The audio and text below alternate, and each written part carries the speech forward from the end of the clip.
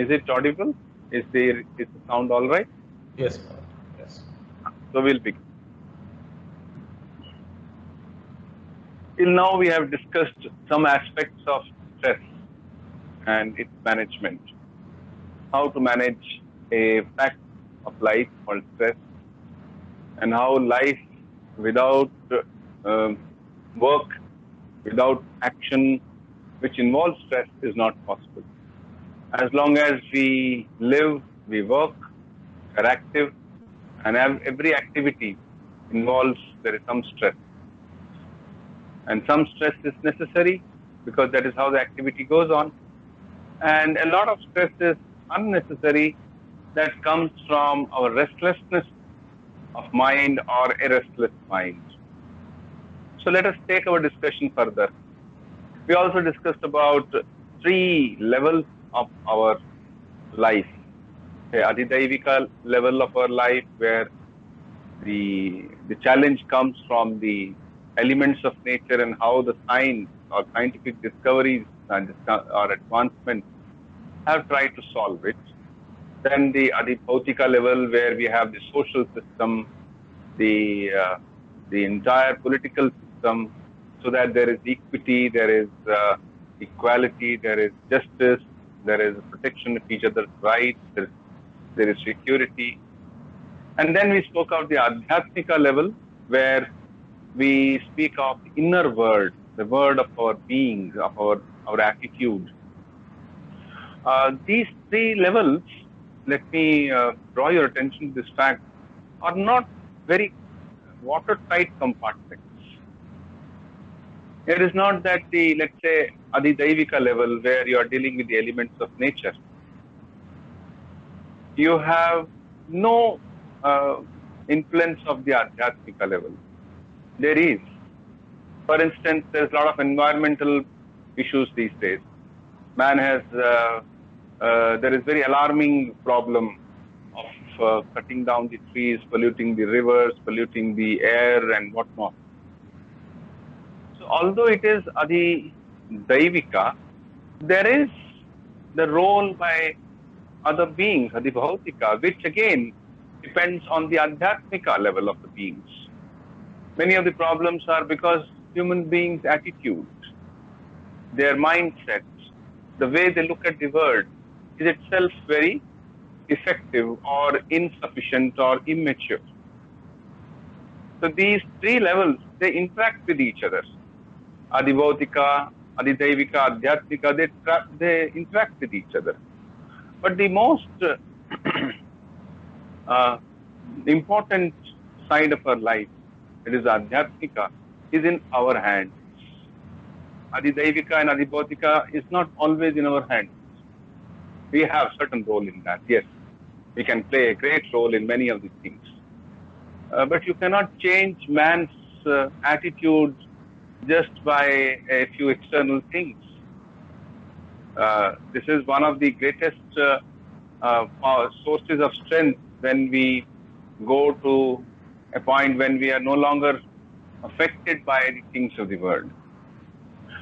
Swami Vivekananda tells a story, and the story has many things to teach us. It is said the great King Alexander, it is attributed to him.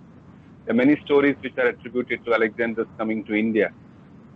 So Alexander is, when he was in India, he learnt about that in India there are very holy people who live. So he wanted to meet one of those holy men. After much search, his soldiers and officers found a holy man who lived in a jungle on the banks of a river. And Alexander went all the way to meet him. Alexander looked at him, talked with him a little, conversed with him. He was deeply impressed by that man. That man looked full of joy, so satisfied, full of happiness. So naturally, a person is impressed, oh, here is a being who is full of happiness, full of joy. He asked that person, Alexander asked that holy man, Why don't you come with me? I'll take you to Greece. He said, I don't need to go anywhere. I'm quite happy here. No, I will provide you a good shelter and a good lot of comforts of good food and other living conditions. You come with me. The man said, I don't need anything. I'm quite happy here. I'm here, the river flows. Whenever I feel thirsty, I can drink water. And the trees give me the fruits which I require. And if it rains, there's a nearby cave is there, I go away there. I don't need any of your things. Now, this repeated refusal made Alexander angry. He felt his king's ego was, hurt. So he said, if you don't come with me, I will kill you. The holy man burst into a laughter, a loud laugh. Attahasa. He said, what a great lie that you have told. It's the greatest lie I have ever heard. You will kill me. You can kill my body. You cannot kill me. I am the one which is any birth and without death. I am the eternal one. You can kill my body, but not me. And a holy man. So Alexander was humbled before him. This is the deepest dimension of our being, which as people who are seeking solution in the spiritual level, we must remember. There is a solution we are trying to search at, let's say, medical level for the situation that we are facing. There is also the level and the emotional support we need to give to each other, to human beings, to those whom we know and those who seek us any help from us. We give them emotional support. And there is the spiritual support. What is the spiritual support? Spiritual support is that you speak of your real nature. You remind people of their real nature. What is this real nature and what is this unreal nature? Let us discuss this in the context of overcoming stress or managing stress. What is a human being? This is a very old question. Who are we? Who are we? Obviously, if you ask anyone who has, who are you? He will give his introduction about himself. For instance, he will say, well, I am working as a manager. You can counter him if you are going to make a philosophical inquiry. Is, I'm not asking what profession you have. You are a manager, it's a profession. It's a position that you have in that profession. I want to know who you are. So the person may be a little, taken aback, and he might say, well, here is my Aadhaar card. This is what I am. I am born there. This is my father's name. This is my house address. This is all the details of my family. You might counter him again.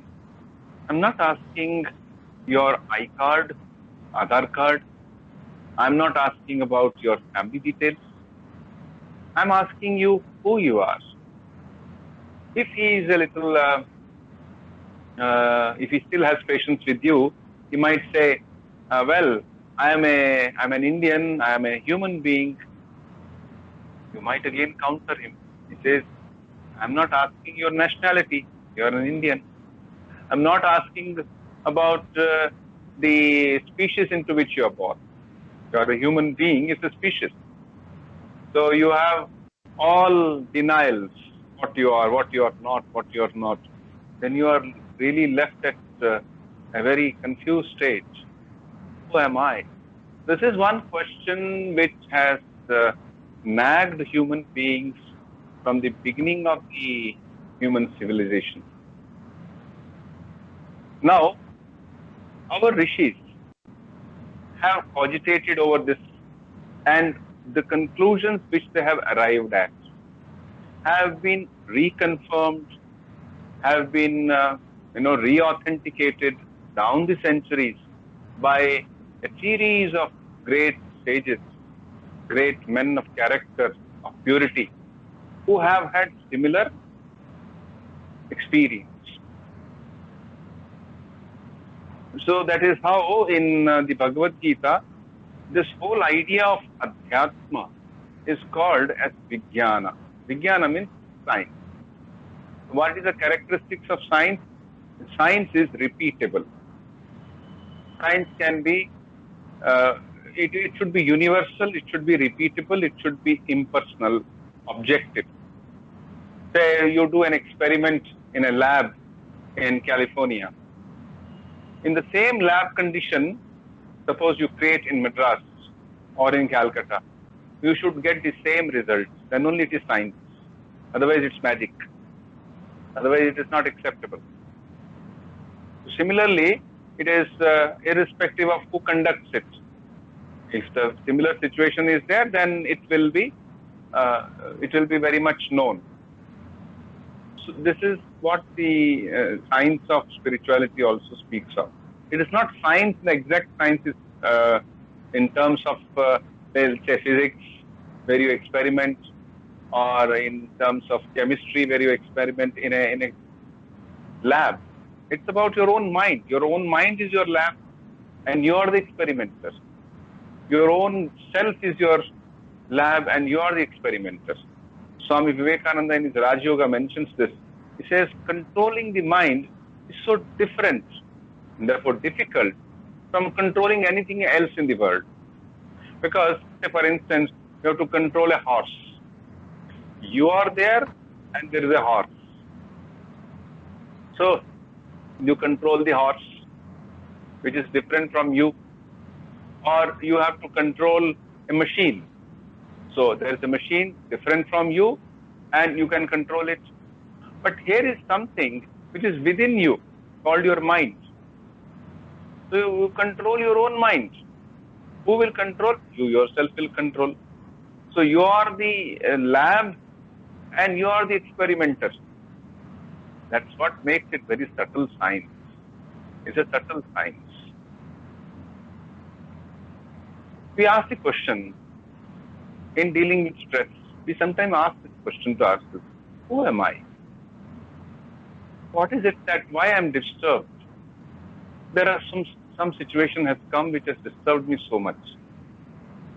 And this question has been thoroughly investigated by our rishis in the form of, they have studied through meditation their own being. So you find this in the Patanjali Yoga Sutras. See, these sutras are around 2000 years old, at a time when possibly many of the modern civilizations were not even heard of. They're as old as that. So there, the Yoga Sutra was put into in this form by the great Rishi Patanjali. And Patanjali defines yoga as chitta vritti nirodha. It's a science of calming the mind or restraining the mind. The mind which is getting out. Let's say you see a news on the TV, and the mind becomes identified with the news. You see a horror movie at night, and in dreams you also suffer from horror. Or you see something very pleasant throughout the day, that also has impact on the mind. So the mind is getting attached to the external phenomena. It is pleasant or unpleasant, and it is influencing the person. Which means there is a factor X which is influencing the mind, and there is the mind itself. So they have, the great Rishi has studied the mind, which is very deeper than, let's say, the study which we make in the Western psychology. In Western psychology, we study mind in a particular way.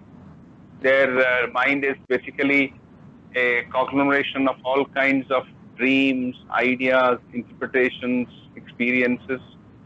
There is one way of study of the mind, and Swami Vivekananda, he kind of says it's fine to begin with. We study our mind as a place of impulses. Some of the Western psychologists have thought of the mind as a place where all kinds of very unhealthy impulses are there, very baser impulses are there. They have almost denied the presence of higher impulses. They say only one side of the mind is true, which is the evil side of the mind. The other side does not exist at all. So that is one way of studying the science of mind or mind itself, which is getting stressed. It's the mind which is getting stressed. Then there is the yoga way of studying the science of mind. So what's the yoga way? First we said, Patanjali says, yoga chittavritti nirodha. What is yoga? What is this whole idea of yoga? So yoga, as we understand, doing certain asanas or pranayamas or kriyas, is only a preliminary step. It is not the final step which we are looking into, which is the purpose of yoga. So what is the purpose of yoga? Chitta vritti nirodha. It's the mind which has to be restrained. Now, suppose you are able to restrain the mind. What happens? Patanjali defines it very beautifully. Suppose the mind calms down fully, a pure mind. Tada drashtuhu swarupe avasthanam. It sees, it experiences, it comes in touch with his own swarupa. Just like this, you have a glass of apple juice. There are small pieces of apple in that also. You have just poured in. And you find, if you stir it, you find it's not at all clear. You leave it for a while, maybe for an hour or two, or maybe for a whole night. Find all the substances, all the particles in the apple juice are settling down, and they have settled down right at the base. And then you see a clear liquid there, maybe a slightly reddish, because it's an apple juice. So something like that, the mind has calmed down. Unlike the apple juice, it's not going to calm down and settle down below. What it says is that you have to purify the mind, remove all the substances and all the particles, and then what would you see? You would see swarupe avasthanam. You will see your own swarupa. Now, when swarupa means your own real nature. We said there is real nature and unreal nature. So we'll come to what is unreal nature, which Patanjali speaks of. Let's understand one thing here. This calmness of mind is not something which we have a temporary experience. Let me put it a bit, humorously. You are stuck in a traffic jam. There is a lot of stress in that, and you say that there is a desire to come out of the stressful situation as quickly as possible. But that's not the calmness of mind that we are speaking of.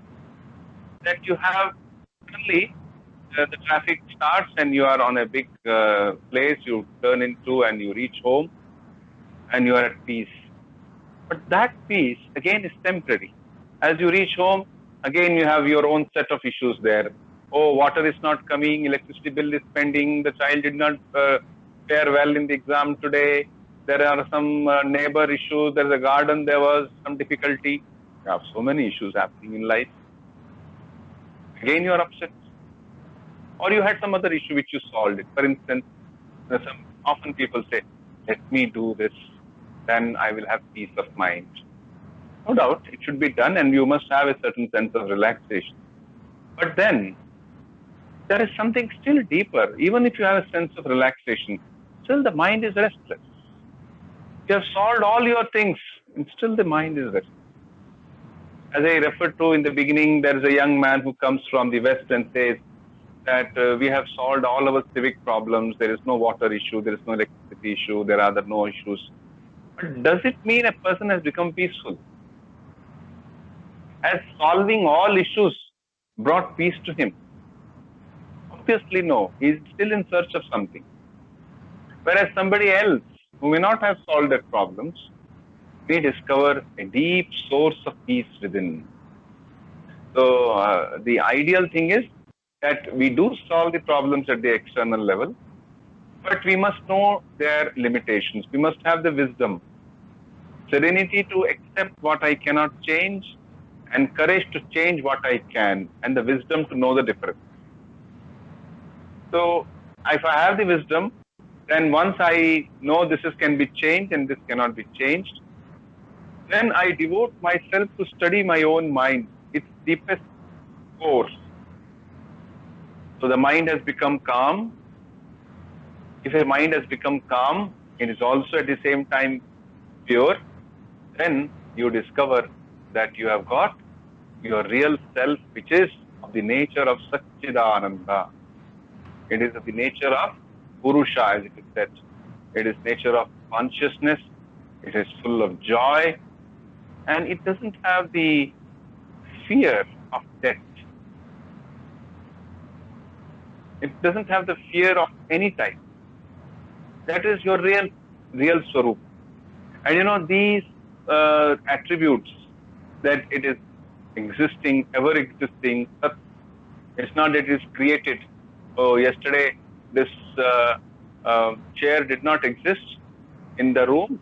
Today I purchased it and it has been created and it has came to my room. No, it's not that. It always existed. And it is the eternal existence. And Sat is of the nature of Chit. It is not some dead material. It's not that I have kept one stone and I call it as Chit. No, it is living. And it is full of divine qualities. And it is full of Ananda. In the Upanishads, we find in the Taittiriya Upanishad, the Rishi saying, Ananda Dhyeva Khalvimani Bhutani Jayante. All human beings, they come from Ananda. And Rasovai Saha, the nature of that being is full of joy. That being does not mean some being sitting high up into the sky. That being does not mean some mysterious something. Somebody defined God as, is God a mister? I said, no. Is God Mrs.? No. God is neither Mr. nor Mrs. It is a mystery. So, what is that mystery? It is of the nature of Sat Chit Ananda. And this Sat Chit Ananda is right our own self. We are part of it or we are it. So part of it when we say, then this is called traditionally as Vasishtadvaita. It is perfectly in tune with expressing the deepest core of our being. Now, let's try to ask one more question. We have this being within us. This is our real nature, but we are not experiencing it. If you ask anybody, you are the Satchidananda, he will look at it with you. What this person is telling me. I am so and so. My name is this. I am suffering from so many problems. I have so much of stress. And he is saying you are Satchidananda. Something wrong with this man. Whereas the Patanjali Yoga Sutra and the Upanishads in the Gita, or you find in the teachings of Swami Vivekananda and Sri Ramakrishna and Holy Mother, one thing repeatedly being said. Says, look, your real nature is this, but that real nature is as if covered up with a layer. And this layer is known as avidya. Avidya in the sense, avidya does not mean ignorance, non-knowledge. Avidya means partial knowledge. So we all have certain feeling that I will live forever, which means I am Sat and I want happiness. At the same time, I am searching for it in the wrong direction. It's like you have lost the story is told about a person who says he had lost a needle and he was looking for it under the. It was night, so he was looking under the street lamp. His friend came and said, "Where is what happened? What are you searching?" He said, "I dropped my needle somewhere. I'm searching for it." So the man was a good Samaritan. He said, "Let me also help you." So he joined him, and both of them started searching. After a while, he asked him, "Tell me, where did the needle fall?" The needle fell inside the room, but it is dark here, and whereas it is light here, so I'm searching here when it is in light. So likewise, we make mistakes. It is the self which is the source of joy, but we are searching for it in the objects of senses, or things which are ever changing, which are in themselves not everlasting. There's nothing in this world which is everlasting, but how people want to make everything everlasting. And that is one of the sources of stress. We must remember that things are in themselves passing. Once we accept it, then much of our stress itself will go away. In the Yoga Sutras, the Rishi has something to draw our attention to about this mistake that we make in our thinking. So what is that mistake that we make? The Rishi says that which is Nitya, is ever existing, we start searching for it in the Anitya. That which is Shuchi, which is ever pure, we are searching for that which is very impure, which means we are searching for the eternal in the body which is impure. That which is Sukha Swarupa, we are searching for it in the Dukkha, which means the word which is this Atman is the very embodiment of bliss. Instead of searching for the Atman, we are searching for it in the external world. And then Atmaha to Anatmanastu. You search for the Atman in that which is Anatman.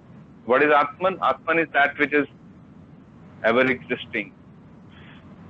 One of the meanings, so the word Atma or Atman has got several meanings in Sanskrit. It is used in different perspectives. Sometimes it is used even to mean the body. It is used to mean senses, or the mind, or a combination of all these. But the real meaning of the Atman is that which is ever existing. It comes from the root meaning that it is ever existing, and it doesn't have any limitations. That is the real swarup of ours. When Swami Vivekananda went to the West, he spoke in Chicago Parliament of Religions. There, he quoted a verse from the Shvetashvatara Upanishad. In the Shvetashvatara Upanishad, we find that the Rishi is making a kind of declaration, which Swamiji very much wanted the people in the West to hear. Because for a long time, for over 2000 years, people had heard that they are just sinners. They are only on the mercy of all kinds of lower impulses. And there is nothing called any higher swarupa for them. So Swamiji quoted from the Shvetashvatara Upanishad, saying, Shunvantu Vishwe Amritasya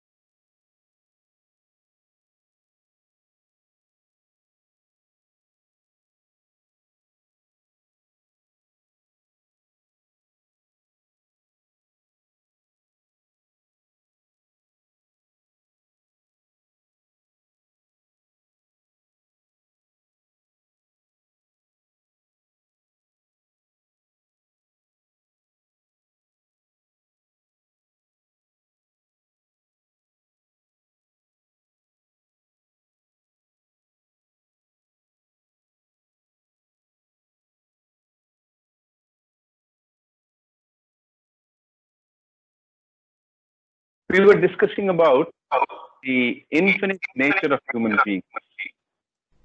How, in the deepest core of a person, of every living being, in the whole creation, there is divinity. And this divinity expresses itself most in human beings. When we say there is divinity in human beings, naturally a question comes in the minds of many people that if there is divinity in all, what about the evil people? What about the people who are very obvious reasons? They are dishonest, they are cruel, they are adharmic people. Is divinity present in them also? Our scriptures say yes, in them also. But Sri Ramakrishna further explains it using the example of the old kerosene lamp. The kerosene lamp has got a chimney, and that chimney is often, it gets covered up with carbon monoxide. When you burn the lamp, it settles down on the chimney. In the same way, very often, when the light within gets fully veiled up, covered up by the impurities which are there in our mind. So our mind is like the chimney, and the light burning within is like the Atman. So if the chimney is cleaned up, the Atman shines up. If the chimney is dirty, if the surface is covered up with all kinds of dirt is the form of evil tendencies, in the form of all the lower tendencies that we have, like anger, greed, jealousy, or violence. It covers up the real divine being within. And that's how we find there is evil in other people.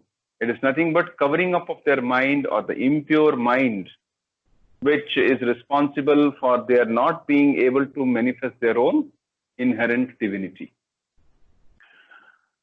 As we were discussing about the infinite self, which Swamiji has spoken of when he went to the West, and how it influenced the people who heard him, and how it has over the years, in last 120 years, influenced the Western mind to a great extent.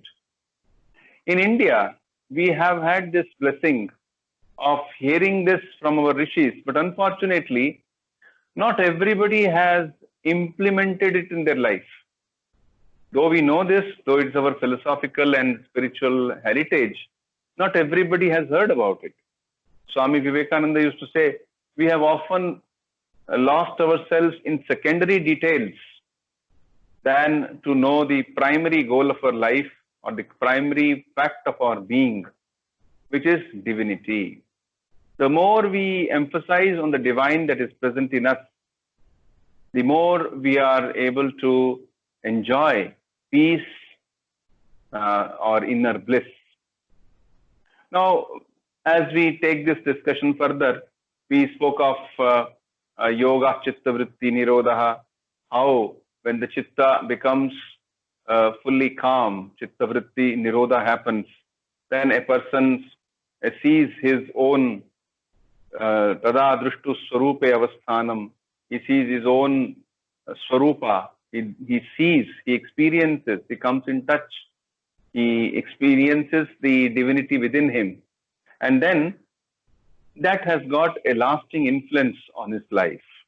The more purer the mind is, the more it is easier to control the mind and to experience the inner happiness. Suppose it is not so. That is what happens when we are stressful. When we are stressful, we don't experience our real divine nature. We are what the Patanjali says, we are becoming one with that which is impure, which means this body-mind complex. That which is anatma, we think it is to be atma. When we are in that state, what happens? He tells in another one sutra, he says, vritti sarupya mitaratra. When we become identified with the various ups and downs of the mind, we become so identified with it. For instance, a person has a strong desire, and when the desire is not fulfilled, he experiences anger. we must remember both anger, desire, and as well as the greed. They are all interrelated.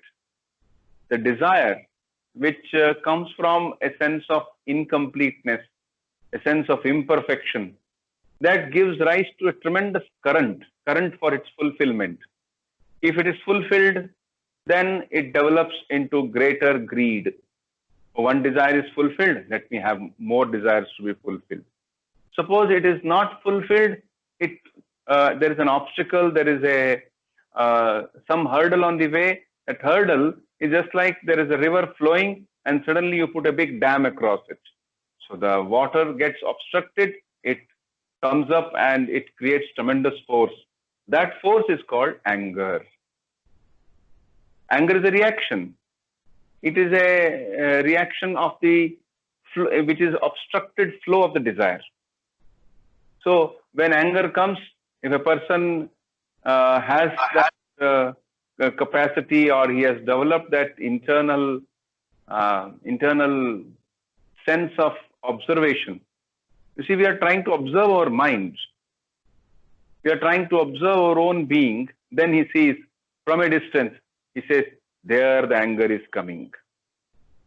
It is like a person, you stand on the roadside, you say, there the car is coming. Then it comes nearer him. He becomes, oh, it has come so near me. And then finally, he becomes anger. He becomes identified with that vritti, with that state of mind. Now, anger is one thing. Similarly, fear. You see a fear is coming. Oh, see, that thing is causing me fear. First, the thought comes that fear is being caused, is there. That cause. What is that? It could be a wrong understanding, actually, of life. We say, for instance, oh, the milk should not get spoiled. It will get spoiled. You can preserve it for some time, but ultimately, the nature of the milk or any of the perishable goods is to perish. In a larger sense, when we accept this word, that this is what Sri Krishna says in the Gita, Anityam asukham loke prapya bhajaswamam. This word is anitya. Now, what is the meaning of anitya? It is not permanent. So, some certain things are permanent, let's say, for some time. Sometimes, we get all kinds of promises from the people who are selling their things. He says, you must have this will be your permanent asset. This will be your permanent something. This is a permanent solution to, let's say, leaking of the roof. Yes, it is permanent in a very limited sense. It is really not permanent. It is permanent in the sense that a very long time, it does not require any repair. Maybe 20 years, maybe 30 years. Is the building permanent? We all know that. You go to the old monuments made by different kings or old dynasties across India. You go to the great Brihadareshwara temple in Tanjavur in Tamil Nadu, a massive temple, but you can see the aging that has happened on the stones which it has. So anything which we say is permanent, in a relative sense it is permanent, but not in the absolute sense. So why therefore become so much worried about something which is not permanent in the absolute sense? We accept it. The Gita says that vasamsi jeennani yatha vihaya. Just as we give up the clothes which have become old. When the clothes become old, a tattered cloth, unless of course some people want to wear it as a fashion, we don't want to wear tattered clothes. Unless we don't have any money or we are short of resources. No, nobody should wear tattered clothes. Likewise, the body also becomes tattered after some time. We don't want it to become right now. We'll keep our body as long as God has blessed our body to live at what the Upanishads called that let me live as long as the Devas want me to live. Let me live. I will not think negative about my life. At the same time, I also know that in this body I am not permanent. It is like a house where I have come to live. I will continue my work as long as I need to do. Then I will carry on. Now, this internal inner truth of our being, that is infinite reality that is present in all of us, it's good as a theory. It is good, nice to hear it. It gives a certain sense of relief. But question comes: so what? There are so many theories. This is also one of the theories. But our scriptures very pointedly point out this is not one of the theories. Remember, this is not one of the various concepts about the self that we have. They make such tremendous assertion and says, Vedahametam Purusham Mahantam Aditya Varna Tamasah Parastat, and then a very strong statement which the Shvetashvatar Upanishad makes, which Swamiji quotes, Nanya Pantha Vidyate Ayanaya. There is no other way to find our peace and bliss than to know our divine being, divine self.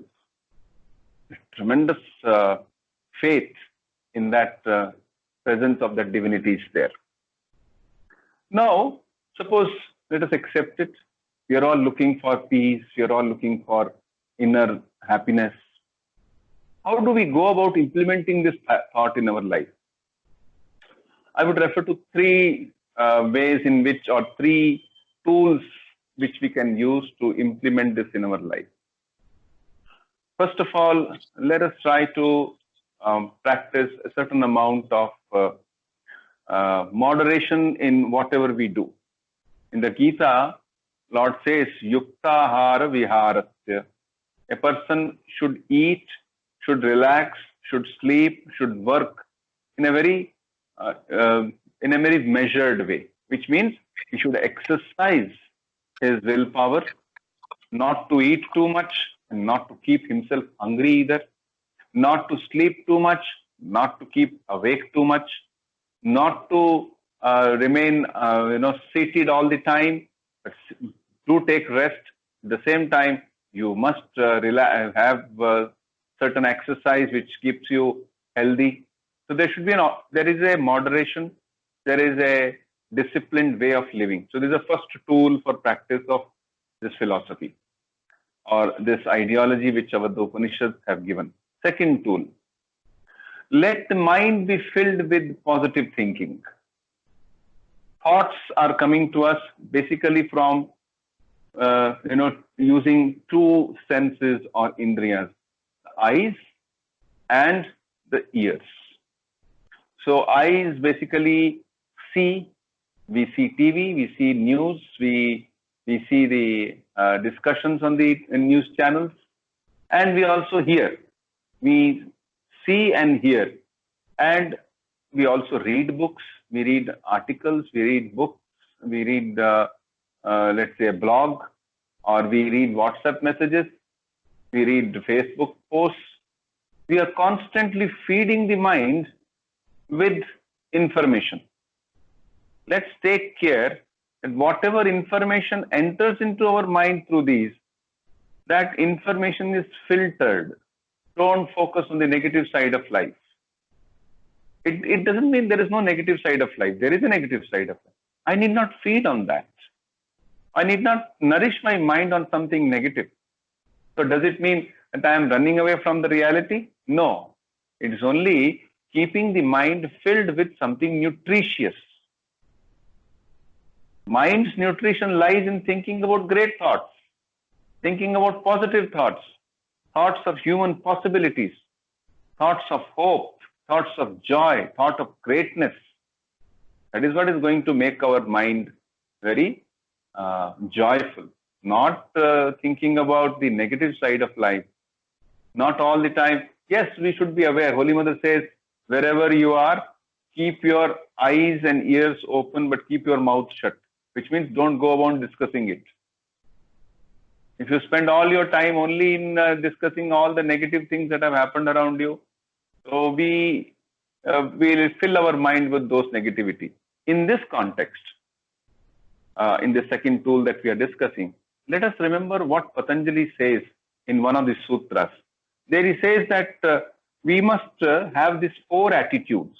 It is what we speak of, the calmness of mind or calmness of keeping the chitta under control. Patanjali, in the first chapter of his Sutra, Samadhipada, he mentions a technique. He calls it that practice of 4 attitudes. He says Maitri, Karuna, Mudita, Upekshana. These 4 attitudes. What are these 4 things? First is Maitri. That you have a sense of friendliness. You don't develop enmity. You have a sense of friendliness. Like Surya, like the sun god, which scatters his light on everyone. He scatters on Ganga and as well as a drain without any discrimination. He puts his light on good people as well as not so good people. He does not deprive anyone of his light. So a sense of, that's why one of the names for sun is Mitra. He is Mitra of everybody. He is a friend, a friendliness. This is the first attitude. He says, in order to have, he uses the word, Patanjali uses the word bhavana, chitta prasadanam. Prasadanam means keeping the mind calm, graceful, calm, serene. So first thing is have that sense of enmity. Don't be thinking of the negative things. Think of the positive thoughts. Second, he says karuna. Karuna is sense of compassion. Now, compassion is a very deep subject. It's not just a passing emotion. Oh, I feel compassionate. Merciful. I see on the roadside a dog is suffering. I see a human being. It's crawled up. He has not taken any food for long. So I feel very bad. And then just pass away. No, it is something much deeper than that. That's also karuna. But karuna is something still deeper. When you are generous, when you are kind to others in various ways of life, then you are practicing karuna. Various ways.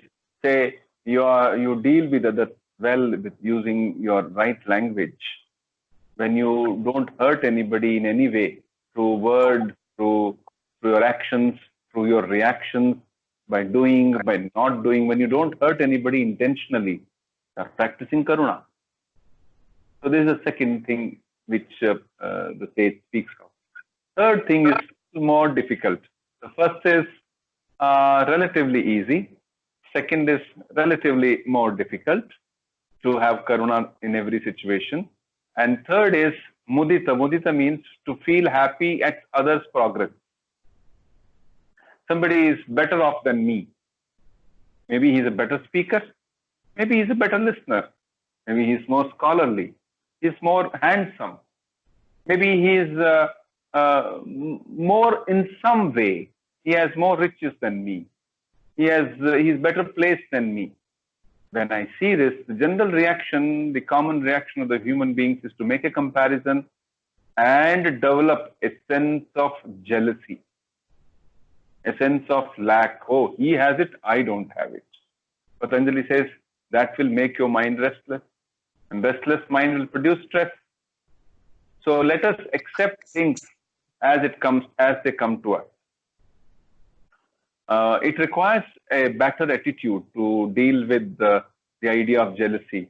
One of the thinkers speaks of developing a abundant or abundance attitude as in contrast with the scarcity attitude. What is scarcity and what is abundance in this context? So scarcity means something is available in short supply. And abundance means it is available in abundant supply. So what is short supply? Oh, fame, for instance, is in short supply. He has it and I don't have it. This is a scarcity mentality. Whereas the abundant will say, yes, he deserves to become famous. Let him be so, because he has got all that which makes him famous. And if I deserve, I will also get. If I don't deserve, it's good that I don't get it. This requires deep thinking about life. Swami Vivekananda's famous lecture on work and its secret, he says, we get what we deserve. What we don't deserve, if we get, it's not going to last. It will become a big burden also. It is better, therefore, to deserve something, then it will definitely come to us. So this is the third attitude. That is absence of or restraining jealousy. Fourth one is the most difficult and also the subtlest of all. What is that? It speaks of practice of upeksha. Upeksha means indifference. As we discussed in the beginning about serenity prayer, it says, let me have the wisdom to know the difference between what I can change and what I cannot change. So there are situations in life, once I have understood the difference, what I cannot change, but it is something which is not desirable. Say I find some evil somewhere. I did not be all the time thinking about it. I am not one who is going to play a role in changing it. Let me first change myself. Let me walk the walk first. Problem is, we are spending a lot of time in discussing things, in making opinions about, giving a lot of mental energy to things, which actually we will never spend any energy to change. We will be only filling our mind with very stressful thoughts. Why are you worried about that? Instead of that, strengthen yourself. For instance, Swami Vivekananda, he says, one of the greatest secrets of life that I've learned is to pay as much attention to the means of work as to the end. Now, people go on talking about the end. They say, oh, it should be like this, it should be like that. But what about the means? They don't want to practice the means. A famous Sanskrit verse says that a person wants all the fruits of punya, but he does all the things which are papa. Punyasya phalamichanti papam kuruta yatnataha. Punyasya phalam is sukha. They want all the happiness, but they will do all the papa. So this is what the Patanjali says, don't do it. For your own good, it is not that I stand up here, sit on a chair and say, hey, don't do it. No, it's your own nature. For your own good, don't do it. Don't be thinking of the negative thoughts. But develop a sense of indifference. He says, bhavanat chitta prasadanam. A person develops chitta prasada. So this is the second tool. The first tool is that you develop a sense of moderation and discipline in life. Second tool is development of this four attitude of Maitri, Karuna, Mudita, and Upeksha. And the last one is to practice at least for some time every day, a moment in which you are quiet, a moment in which you are detached, and you're focusing yourself on your own divine being. This is called meditation. And even before the meditation, if a person prepares himself for meditation, it's of a great help, because meditation is not suddenly you put on a switch, now the meditation starts. No. You need to first prepare yourself for meditation. Then only you can, when you sit for meditation, the mind will do something fruitful. So what is that which we need to do before we sit for meditation? First of all, have these two tools ready with you. These four practices, these four attitudes. And the first one, that is of discipline. Then the mind will be very much a friendly tool with us. And before sitting for meditation, we can physically prepare ourselves. Some people take bath, or some people just wash up, put on right type of clothing and sit. Withdraw the mind. Maybe they take the help of reading from a book. Maybe they listen to some bhajan. On your YouTube, you have some favorite playlist. You listen to a song in which you lose yourself, immerse yourself. Some stotra you can read. Or you can simply pray to Lord, oh Lord, lead me from darkness to light, from ignorance to knowledge, from fear to fearlessness. What we call as asatoma sargamay, tamasoma jyotirgamay, mrityurma amritam gamay. When you withdraw yourself like this, and then you sit for meditation.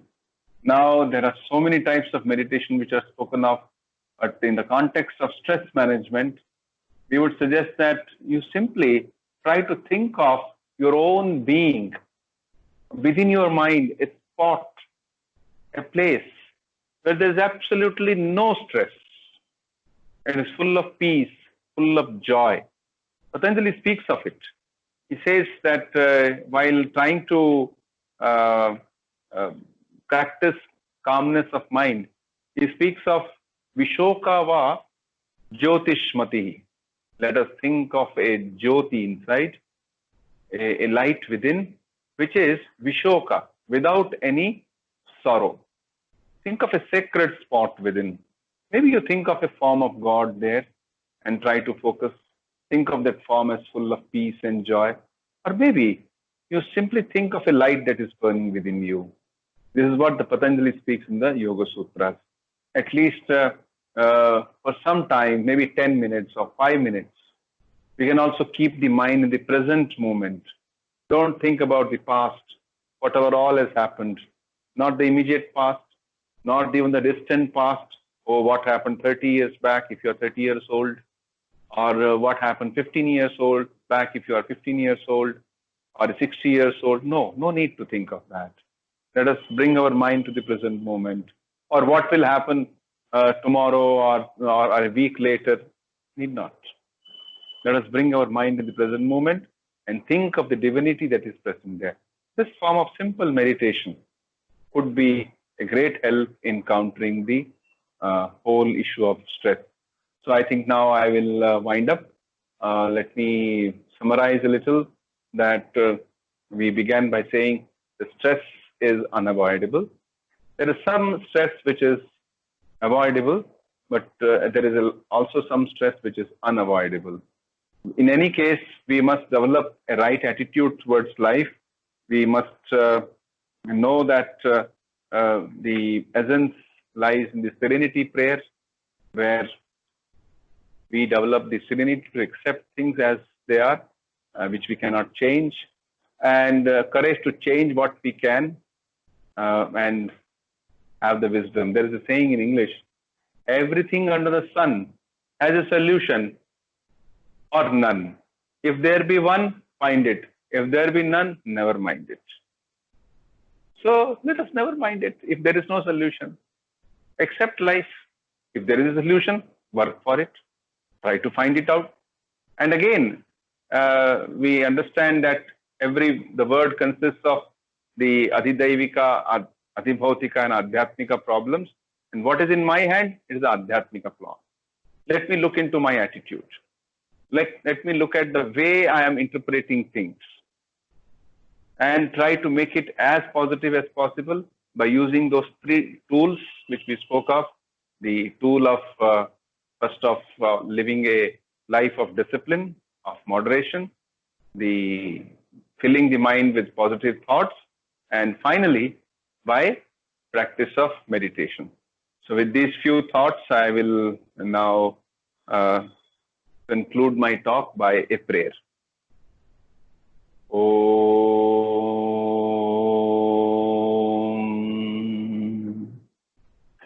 Asato Ma Sadgamaya Tamaso Ma Jyotirgamaya Mrityorma Amritam Gamaya.